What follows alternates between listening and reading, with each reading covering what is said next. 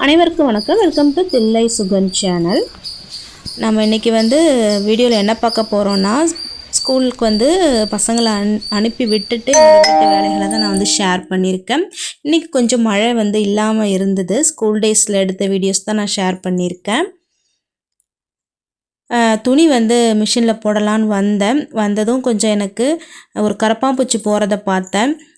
உடனே இதை இப்படியே விடக்கூடாது. ஒன்று இருந்துச்சுன்னு வச்சுக்கோங்களேன், அப்படியே நிறைய வந்துடும். ஏன்னா நம்ம கவர் போட்டுடுறோம் இல்லையா, நல்லா அடக்கமாக இருக்கும், போயிடும். ஆனால் போடாமையும் இருக்க முடியல. போடலைன்னா ரொம்ப டஸ்ட் ஆகிடும். மிஷின் அடிக்கடி நம்ம துடைக்கிற மாதிரி இருக்கும். கவர் போட்டோன்னா அடிக்கடி கவரை வாஷ் பண்ணிக்கலாம் அப்படின்னு தான் போட்டிருக்கேன். இருந்தாலுமே கரப்பாம்பூச்சிகள் நிறைய இதில் அடைய வாய்ப்புகள் இருக்குது. நம்ம கவர் போட்டோன்னா 1 2 இருந்துச்சு, நிறையலாம் இல்லை. இருந்தாலும் அது அப்படியே அதிகமாகிடும். எவ்வளோ டஸ்ட்டாக இருக்குது பாருங்கள். இப்போ என்ன அக்டோபரில் தான் நம்ம க்ளீன் பண்ணது. 1 மந்தில் இவ்வளோ டஸ்ட்டு அந்த கவரில் ஆகிடுச்சு. சரி, எடுத்துகிட்டு நம்ம வாஷ் பண்ணிக்கலாம். அதுவுமே அந்த ஃப்ரண்ட்டு சைடு நம்ம எடுத்துகிட்டு ஓப்பன் பண்ணிட்டு தானே துணி போடுவோம். அப்போ ஓப்பன் பண்ணாமல் மூடவும் அது மட்டும் லைட்டாக ஒரு மாதிரி கிழிஞ்சிருச்சு. இதுவுமே கவருமே கொஞ்சம் ரேட் ஜாஸ்தி தான். ஆனால் அதுவுமே நமக்கு இது மாதிரி தான் கிழிஞ்சு போகுது. என்ன பண்ணுறது, சரி வாஷ் பண்ணி எப்படி இருக்குன்னு பார்ப்போன்னு சொல்லிட்டு நான் அது எடுத்திருக்கேன். எவ்வளோ டஸ்ட்டாக இருக்குது பாருங்கள். இந்த கார்னரில் தான் கொஞ்சம் விட்டுடுச்சு. இந்த ஒட்டடை டஸ்ட்டு தான் அது. அதை நல்லா ஊற வச்சிடணும். ஊற வச்சுட்டு அதுக்கப்புறம் தான் அலசி போடணும். அதுக்கப்புறம் கவரை எடுத்துகிட்டு உள்ளேயும் கொஞ்சம் துடைக்கலாம். இந்த உள்ள ட்ரம்மு ஓரம் பார்த்திங்கன்னா அந்த இடுக்கு எல்லாம் அப்படியே கழன்னு கொஞ்சம் அழுக்கு சேரும். ஈரமாக இருக்கும் அந்த அழுக்கு. அதை நம்ம இந்த மாதிரி ஸ்பாஞ்ச் வச்சு துடைச்சோன்னு சொன்னால் நல்லா வரும். அந்த பஞ்சை நம்ம தண்ணியில் நினச்சிட்டு துடைச்சோன்னா நல்லா அப்சர்வ் பண்ணிக்கணும். அந்த ஈர அழுக்காக இருக்கிறதுனால ஃபுல்லாக உள்ளே துடைச்சா ஃபுல்லாக விரல் உள்ளே போக மாட்டேங்குது. அந்த ஸ்பாஞ்ச் இருக்குல்ல, அது மாட்டிக்குது. அப்புறம் வெளியிலேயே துடைச்சேன். நம்மளோட துடைச்சிட்டு மேலேயும் துடைச்சிட்டு ஒரு ஷீட் போட்டிருக்கேன். ஹேண்ட் வாஷ் கொஞ்சம், அதுக்கப்புறம் துணி துவைக்கிற லிக்யூடு கொஞ்சம் மிக்ஸ் பண்ணி தான் துடைச்சேன். ஹேண்ட் வாஷ் போட்டால் கொஞ்சம் வாசனையாக இருக்கும் அப்படின்னு சொல்லிட்டு இந்த ஷீட் ஒன்று போட்டிருக்கேன். கவர் காயிற வரைக்கும் இந்த ஷீட் இருக்கட்டும்னு சொல்லி போட்டிருக்கேன். இது ஈரத்தை இந்த ஷீட் அப்சர்வ் பண்ணிக்கும். பசங்க சின்ன பிள்ளையா இருக்கப்போ பெட்டு ஃபுல்லாக கவர் ஆகுற மாதிரி நம்ம பெட்டில் போட்ட ஷீட் தான் இது.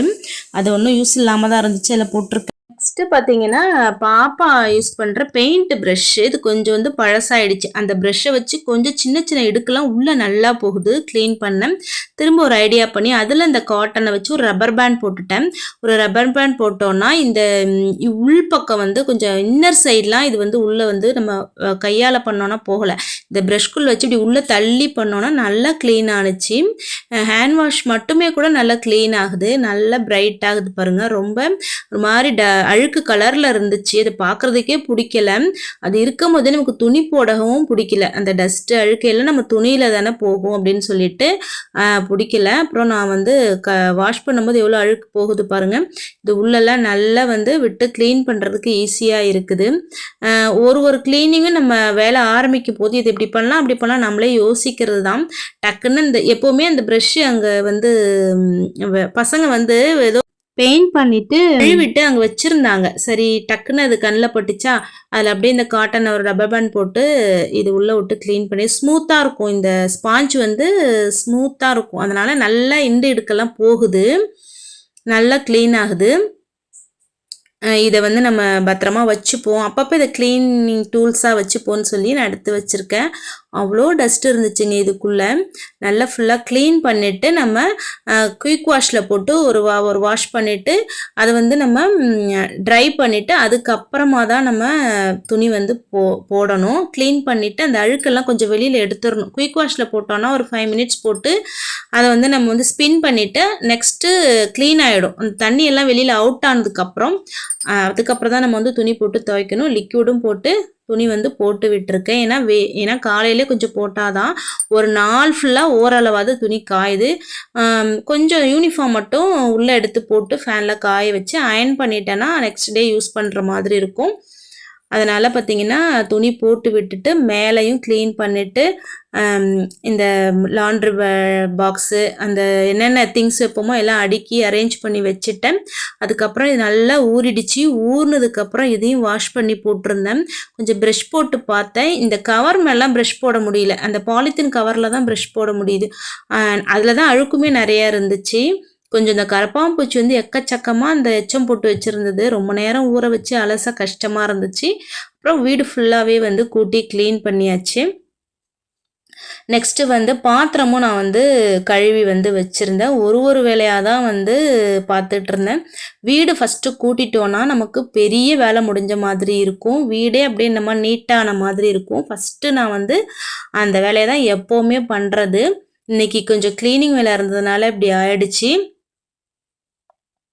கொஞ்சம் இட்லி பாத்திரம்லாம் கழுவி தரையில் வந்து காய வச்சுருந்தேன். ஏன்னா வெளியில் வச்சோன்னா சில டைம் டக்கு டக்குன்னு தூறல் வருது. நல்ல வெயில் அடிக்கிற மாதிரி தான் இருக்குது, தூறல் வருது கொஞ்சம். அதனால் உள்ளேயே கொஞ்சம் ஃபேன் போட்டு வச்சுட்டேன். ஆனால் நல்லா வெயில் அடிச்சதுன்னா அப்படியே பாக்ஸோடையே அந்த பேஸ்கெட்டோடையே போய் வெயிலில் வச்சு நான் எடுத்து வச்சுருவேன் உள்ளே. ஆனால் அப்பப்போ தூறல் வர்றதுனால உள்ளேயே வச்சுருக்கேன். ஃபுல்லாகவே வந்து கழுவி வச்சுட்டேன். பாத்திரம் எல்லாமே கழுவி வச்சுட்டேன். துணியும் போட்டாச்சு. அது முடிஞ்சதுக்கப்புறம் நம்ம காய போடணும். மாடியெல்லாம் போடுறதில்ல, உள்ளே தான் நான் வந்து காய போட்டுட்ருக்கேன்.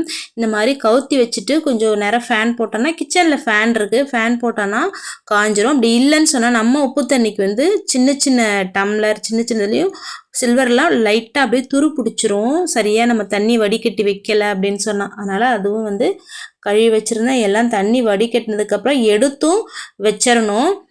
அதுக்குள்ளேயே இருந்தாலும் ஒரு மாதிரி திருப்பி டஸ்ட்டு போடும். நம்ம வீடு கூட்டுறப்பெல்லாம் டஸ்ட்டு போடும். அதனால் கழுவி தண்ணி ட்ரை ஆனதுக்கப்புறம் அந்தந்த பொருளை எங்கே வைக்கணுமோ அங்கங்கே கையோடு நம்ம வச்சிட்டோன்னா அடிக்கடி நம்ம அடுக்கி வைக்கிற வேலை இருக்காது.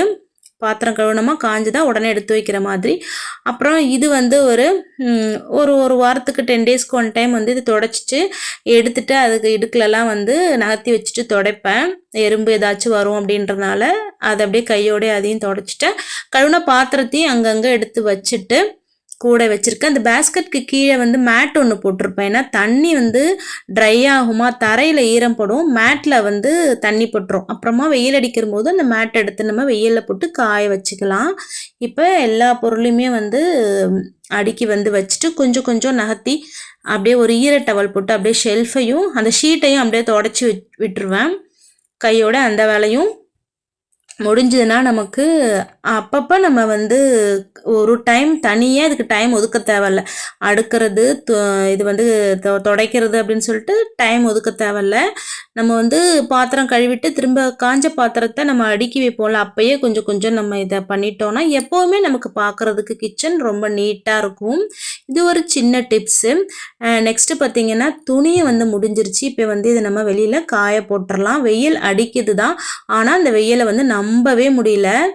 1 ஹவர் வெயில் வருது, அப்புறம் தூறல் போடுது, 1 ஹவர் வெயில் வருது, தூறல் போடுது, இப்படியே தான் இருக்குது. மாடி ஏறி இறங்குறதுக்குள்ளே மூச்சு வாங்கி போகுது. அதனால் உள்ளேயே நான் வந்து எக்ஸ்ட்ரா கொஞ்சம் கொடி மழை டைம்ங்கிறதுனால கட்டியிருக்கேன். அந்த ஷீட் வெளியில் போட்டிருக்கோம்ல, அங்கேயே காய போட்டுடுவேன். துணி எடுத்ததுக்கப்புறமும் அந்த ஈரத்தை கொஞ்சம் தொடச்சி விட்டேன். ஏன்னா க்ளீன் பண்ணியிருக்கோம், அதனால் ஃபுல்லாக தொடச்சி விட்டுட்டு ஒரு 1/2 ஹவர் ஓப்பன்லேயே நான் வச்சுட்டேன். ஓப்பன்லேயே வைக்கும்போது இன்னும் கொஞ்சம் காற்று உள்ளே போயிட்டு ஈரம் இல்லாமல் இருக்குது. இல்லைன்னா உள்ளே கண்டிப்பாக ஸ்மெல் வரும். அந்த ஒன்றுமே இல்லைனாலும் ஈரத்தோடய நம்ம க்ளோஸ் பண்ணி வச்சுட்டனாலும் ஒரு மாதிரி ஸ்மெல், பேட் ஸ்மெல் வரும். ஈர ஸ்மெல்லுன்னு சொல்லுவோம்ல, அது வரும். அதனால் திரும்பவும் தொடச்சிட்டு ஓப்பன்லேயே வச்சுட்டேன். ஒரு 1/2 ஹவர் நான் வந்து ஓப்பன்லேயே வச்சா நமக்கு கொஞ்சம் நல்லாயிருக்கும். ட்ரை ஆனதுக்கப்புறம் நமக்கு எந்த ஒரு ஸ்மெல்லும் வராது, நல்லாயிருக்கும். அந்த ஹேண்ட் வாஷோட ஸ்மெல்லோட நல்லாயிருக்கும். கொஞ்சம் கம்ஃபர்ட் போட்டு கூட நம்ம தொடச்சிக்கலாம், நல்ல வாசனையாக இருக்கும். ஓப்பன்லேயே இருக்கட்டும். நம்ம வந்து துணியை வந்து நெக்ஸ்ட் மழை வர்றதுக்குள்ளே காய போட்டுடலாம். இந்த வெயில் இருக்கிறதுக்குள்ளேயே காய போட்டு எடுத்துடலாம்.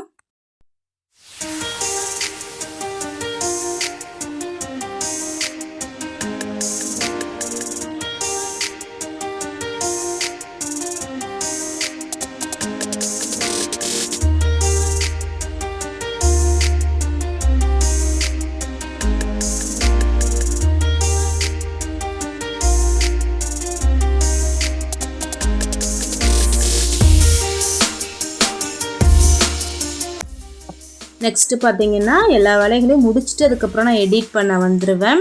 கடகடன்னு இதுக்காக தான் வேலைகளை முடிக்கிறது. எடிட் பண்ணுறதுக்கே எனக்கு 2-3 ஹவர்ஸ் ஆகும். ஏன்னா அது வந்து நமக்கு ஒய்ஃபை இல்லை இல்லையா, சுற்றிக்கிட்டே இருக்கும், சீக்கிரம் சேவ் ஆகாது. ஒரு நாளைக்கு ஒரு லாங் வீடியோ ஒரு ஷார்ட்ஸ் போடுறது ரொம்ப பெரிய விஷயம். ரொம்ப எனக்கு டைம் ஆகும் அதிகமாக. அப்படியே உட்காந்து எடிட் பண்ணுவேன். எடிட் பண்ணி முடிச்சுட்டு ஃபோன் வந்து வெளியில் வந்து வச்சுருவேன். அப்போ தான் கொஞ்சம் நல்ல டவர் கிடைக்கும். அப்புறம் ஸ்கூல் விட்டு பசங்க வந்துடுவாங்க அப்படிங்கிறதுனால ஸ்நாக்ஸ் ஒன்றுமே இல்லை. கொஞ்சம் மீல் மேக்கர் இருந்துச்சு, அதை மட்டும் பொரிச்சு எடுத்து வச்சுட்டா ஸ்நாக்ஸ் மாதிரி சாப்பிடுவாங்க. அதில் கொஞ்சம் காரப்பொடி, சோளமாவு, அரிசி மாவு, உப்பு, பெருங்காயம் போட்டு அப்படியே வந்து எண்ணெயில் வந்து பொரிச்சு எடுத்துருவேன். பக்கத்தில் டீயும் வந்து போடுறதுக்காக பால் வந்து போட்டிருக்கேன். ஸ்நாக்ஸும் ரெடி ஆகிடுச்சு. ஸ்கூல் விட்டு பசங்க வந்ததும் சாப்பிட்ருவாங்க. நம்மளோட வீடியோ இதோட முடிச்சுக்கிறேங்க. நம்ம வீடியோ ஃபஸ்ட் டைம் பார்க்குறீங்கன்னா சப்ஸ்கிரைப் பண்ணி வச்சுக்கோங்க. கண்டிப்பாக கமெண்ட் பண்ணுங்கள், எனக்கு ஒரு மோட்டிவேஷனலாக இருக்கும். லைக் பண்ணுங்கள். தேங்க்ஸ் ஃபார் வாட்சிங். Thank you so much.